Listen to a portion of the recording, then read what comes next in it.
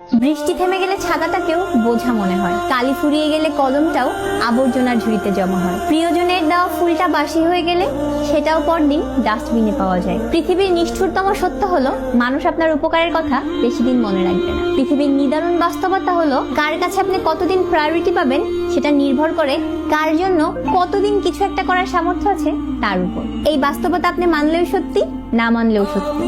আজ সকালে যেই পত্রিকার দাম 10 টাকা, একদিন পরে সেই একই পত্রিকার 1 কেজির দাম 10 টাকা। বছরের শুরুতে হাজার হাজার টাকা খরচ করে একাডেমিক লাইফের যে বইগুলো আপনি আগ্রহ নিয়ে কিনেন, বছর শেষে সেই একই বইগুলো কেজি মাপে বিক্রি করে দেন। সময় ফুরিয়ে গেলে এভাবেই মূল্য কমতে থাকে সবার, সবকিছু।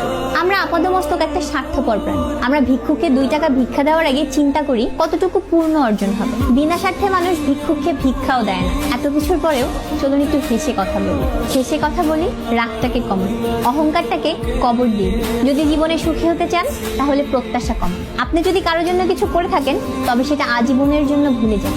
আবার কেউ যদি আপনার জন্য খুব সামান্য কিছু করে থাকে তবে সেটা আজীবন মনে রাখ, কারণ এটা আপনাকে বিনয়ী, কৃতজ্ঞতা সম্পন্ন একজন ভালো মানুষ হিসেবে বাঁচিয়ে রাখবে।